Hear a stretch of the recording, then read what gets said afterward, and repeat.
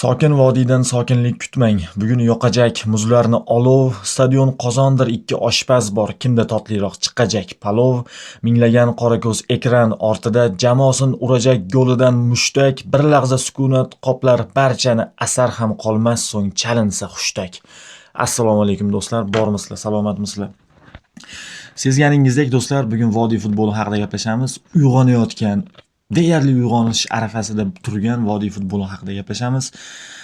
Undan oldin ikkita uchta mavzular bor. Undan ham oldin eng asosiysi sizlarga rahmat aytmoqchiman, chunki 28 mingtadan oshdi YouTube kanalim. Bu kim uchundir 28 mingta oddiy-ku deyish mumkin, lekin men uchun do'stlar qanchadan qancha uyqusiz tunlar do'stlar. Ishonavering, sizlarni mana shu ishonchingizni erishish uchun 28 mingta obunachini bir joyga jamlash uchun, to'plash uchun ancha mehnat qildim. Mana hozir ham soat 23:37 bo'libdi. Men video yozishni boshladim do'stlar. Xullas Temur Kapadze vodiy jamoasidan qo'nim topdi. Samvel Babayani yana vodiy jamoalariga qaytdi. Yaqin kunlarda yana bir vodiy jamoasida murabbiy o'zgarganligi haqidagi mish-mishlar chiqishi haqidagi xabarlar bor do'stlar. Shu asosiy fishkamiz bo'ladi, videoning fishkasi. Undan oldin gapirib o'tib ketish kerak bo'lgan qisqa xabarlar bor. Shularga to'xtalib o'taman do'stlar. Birinchisi do'stlar, U17 Osiyo Kubogi. Unda 16 ta jamoa ishtirok etadi. Saudiya Arabistonida 2026-yil bo'lib o'tadigan turnircha va mana shu turnirda meni bir jihat diqqatimni tortdi, ya'ni e'tiborimni tortdi. Ya'ni Eron Hindistonga 2-1 hisobda mag'lubiyatga uchrab bormadi. Ya'ni bormadi emas, umuman imkoniyatdan mahrum bo'ldi. Eron futboli qanchalik chuqurga tushish mumkin bo'lsa, shu qadar chuqurga tushyapti. Qanchalik sinish mumkin bo'lsa, o'shanchalik sinib beryapti Eron futboli. Ya'ni qiziq-a do'stlar, nimaga Eron futboli shunaqa yaqin yillar ichida shu yoshlari ham Osiyoda yetakchilikni qo'lga kiritib yuradigan jamoa bo'lganda Eron.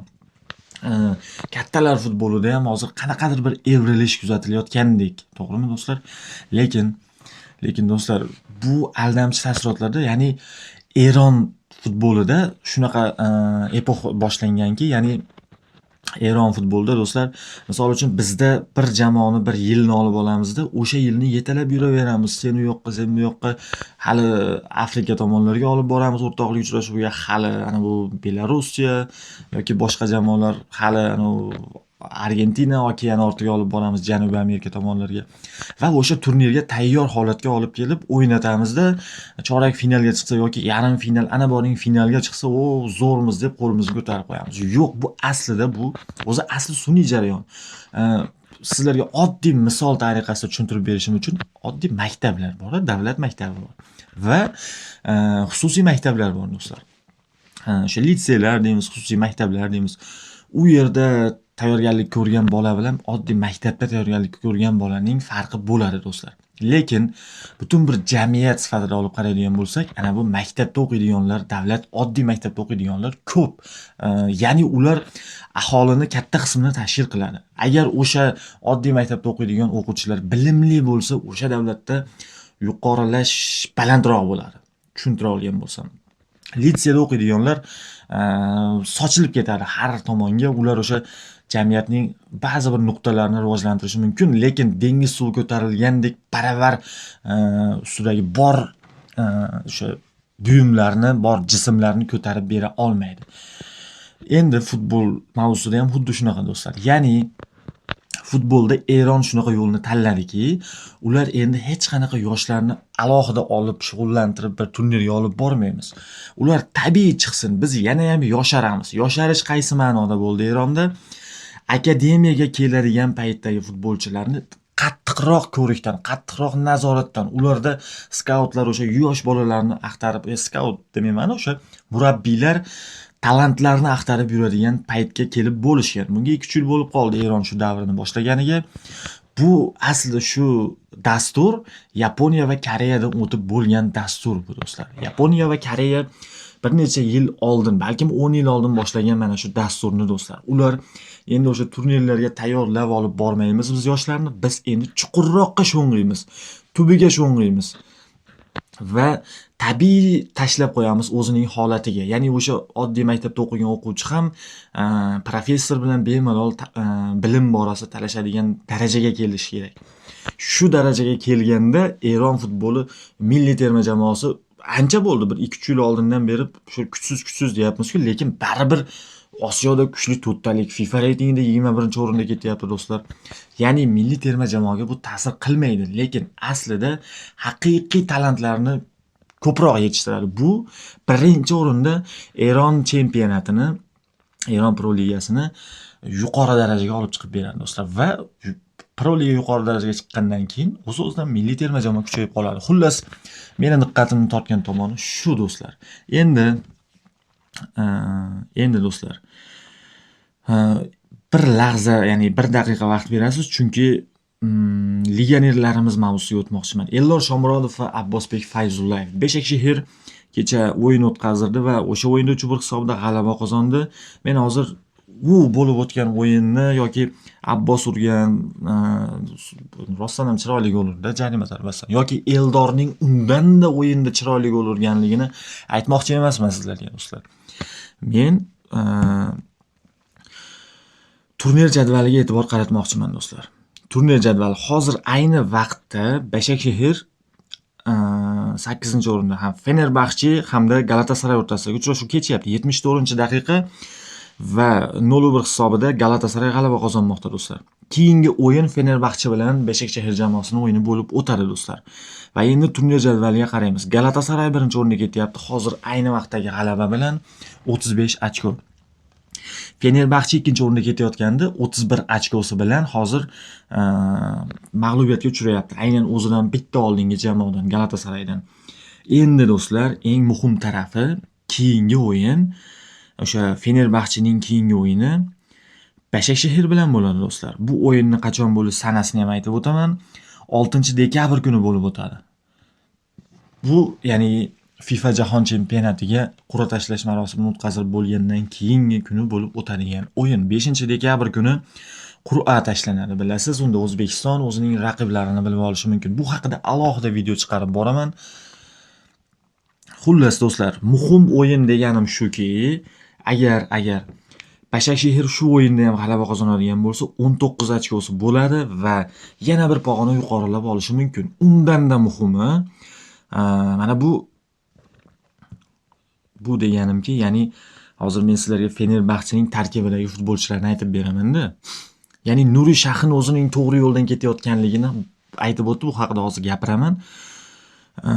Fenerbaxchening tarkibida do'stlar, Yusuf Al-Nasri Marokash terma jamoasining a'zosi, jahon chempionatida nimalar qilganligini bilamiz do'stlar. Marco Asensio, Real Madrid bilan yaqin yillargacha o'ynab yurgan Asensio do'stlar. Va bu hujum chizig'i edi Anderson Talisca do'stlar. Talisca Ronaldodan ko'proq Al-Nasrda gol urgan futbolchi. Talisca keyingisi do'stlar. Xo'p, keyingisi himoya, yarim himoya bular mayli, lekin biz uchun yarq etib ko'zga tashlanadi. Ya'ni kim Fenerbaxche tarkibida? Bilasiz, albatta bu yaqindagina, adashmasam bir 5 oy bo'ldi o'tganiga, Ederson do'stlar, bu o'sha Husanov bilan birgalikda kombinatsiyalardan olib borgan, o'sha mashg'ulotlar jarayonida ishlagan Ederson do'stlar. Ya'ni demoqchimanki, Eldor Shomurodov yoki Fayzullayevda Ederson darvozasini ishg'ol etish imkoniyati bor. Ya'ni tarkibdagi futbolchilarni aytib o'tdim. Shunaqa tarkibdagi Fenerbaxcheni agar Beshakshehir yutsa yoki durang o'ynasa, men Nuri Shahinga qoyil qolaman do'stlar, chunki u o'zini biroz oldin aytib o'tgan, biz to'g'ri yo'lda ketyapmiz. O'zbek futbolchilari bizning jamoamizda katta ahamiyatga ega. Eldor Shomurodov va Abbosbek Fayzullayev o'yinni istalgan nuqtasida o'zgartirib yuborish qobiliyatiga ega bo'lgan futbolchilar. Ular bizning jamoamizdagi yetakchilar deb aytib o'tibdi. Fayzullayev kechagi o'yinda ham jarohat bilan o'ynabdi. Buni Nuri Shahinning o'zi aytib o'tgan intervyu jarayonida. Jarohatidan to'liq tuzalib oladigan bo'lsa, Fayzullayev o'zining o'yinini ko'rsatadi. U Yevro darajada deb aytib o'tibdi. Xullas, uning fikrlariga biz qo'shilib qolamiz. Endi do'stlar, aytdimki video qisqaroq bo'ladi. Endi vodiy jamoalariga o'tamiz do'stlar. Vodiy jamoalarida Men bundan oldin video chiqarganimda aytib o'tgandim. Agar ko'rmaganlar bo'lsa, shundoq pastdagi videoni ko'ring va keyin bu videoni ko'ring, meni to'liq tushunib olasiz. Ya'ni men aytgan gaplarni 90 gradus teskarisi bo'lib chiqdi. Lekin u yerda men ham mantiqqa suyanib to'g'ri fikrlagandim. Ya'ni o'zim uchun to'g'ri fikrlaganim, kim uchundir noto'g'ri fikrlagan bo'lishim mumkin. Xullas, aytgandimki, Temur Kapadzening ambitsiyalari yuqori oshib ketdi. Endi u xalqaro maydonda o'ynaydigan jamoaga keladi, kelsa ham degandim. O'sha jamoa Neftchi edi. Kelsa Neftchiga keladi degandim. Islom Ismoilov esa noldan boshlashini oladigan bo'lsak, jamoani tozalab tashlab o'zim boshqatdan yig'aman. Ya'ni Rubikni chachib bermay o'zim yig'ib olaman, rangiga qo'yib degandek gapda. Shu taraflarni olib Neftchiga kelmasa kerak Islom Ismoilov, Temur Kapadze kelsa kerak deb turgandim. Lekin Temur Kapadze Navbahor jamoasining bosh murabbiyi bo'ldi. Rasman buni e'lon qilishdi. Samvel Babayan, do'stlar, Andijon jamoasiga keldi. Endi hozir qiziq tortishuv boshlandi. Ya'ni tortishuv deganim ko'zga ko'rinmas tortishuv, bu kurash, ya'ni raqobat, konkurensiya. Ya'ni Andijon hozir juda ko'p futbolchilar bilan shartnomani imzolab tashlayapti, do'stlar. Juda ko'p futbolchilar. Ya'ni o'sha Navbahorning ahvoliga tushib qolmasa bo'ldi. Mayli, endi yaxshi niyat qilib turamiz. Hozir Andijon muxlislari ko'rayotgan bo'lsa, bizdan ranjib qolishmasin. Ya'ni Babayan nima uchun olib kelindi? Yaxshi yetakchi bo'lib beradigan, Superligada o'zini ko'rsatadigan futbolchilarni olib kelish uchun olib kelindi. Ya'ni Babayanning maqsadi shu, bilamiz, u o'sha futbolchilar bilan aloqasi yaxshi. Samvel Babayanning istalgan futbolchini ko'ndirib qo'yishi mumkin. O'zining maqsadlarini, rejani, klubdagi budjetni ko'rsatadigan bo'lsa, ajratilgan mablag'ni ko'rsatadigan bo'lsa, istalgan futbolchini ko'ndirib qo'yish qobiliyatiga ega Samvel Babayan. Va hozir Aktober jamoasidan ham bir futbolchi kelishi mumkin ekan. Men buni hali Andijon klubining Telegram kanalida o'qidim. Yana juda ko'p futbolchilar u yerda, do'stlar. Va Temur Kapadze Navbahorga keldi. Endi u Temur Kapadzeni biz bilamiz, asosan yoshlar bilan ishlaydigan murabbiy. Ya'ni bir klubni boshqarar ekan, o'sha klubda yangi futbolchilarni kashf qilishga, yangi nomlarni kashf qilishga ishqiboz bo'lgan murabbiy. Biz buni yaxshi bilamiz. Va bu tomondan Navbahorni omadi chopganiki, do'stlar, Temur Kapadzeni o'zining bosh murabbiy qilib olib keldi. Gap so'z bo'lishi mumkin emas o'sha Navbahor jamoasining rahbariyatiga, ya'ni o'sha Kapadzeni olib kelish uchun ish olib borgan shaxslarga qoyil qoldim, do'stlar. Endi shundoq Instagramga kirsam, Jaloliddin bloger, bilasiz, bloger akamiz, jurnalist akamiz, o'sha Jaloliddin akamizning Instagram sahifasida ko'rdimki, ikki murabbiyning qaysi jamoaga o'tganligini aytib o'tgan. Ya'ni Temur Navbahorga o'tdi degan, Babayan Andijonga o'tdi degan. Shu kunlarda Farg'onaning Neftchi klubida ham yangi bosh murabbiy e'lon qilinishi xavfi bor deb aytib o'tganda, va yana chiqib ketib, shundoq kirsam, Islom Ismoilovning istoriyasida aynan o'sha video qo'yilgan, do'stlar. Bundan nimani tushunib olishimiz mumkin? Islom Ismoilovning o'zi shunga ishora beryapti. Ya'ni meni kutlaring, shu kunlarda men Neftchiga borib qolishim mumkin degandek, do'stlar. Temur Kapadze bundan bir necha oy oldin intervyuda aytib o'tgandiki, men biron bir murabbiyning o'rniga bormayman degan. Ya'ni biron bir murabbiy hali ishdan ketmasidan turib men bormayman, u murabbiy ketgandan keyin, uni sovigandan keyin borishim mumkin degan.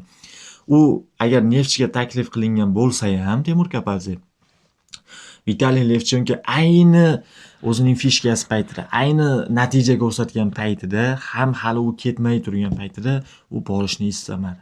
Borishni istamagandir balkim, do'stlar.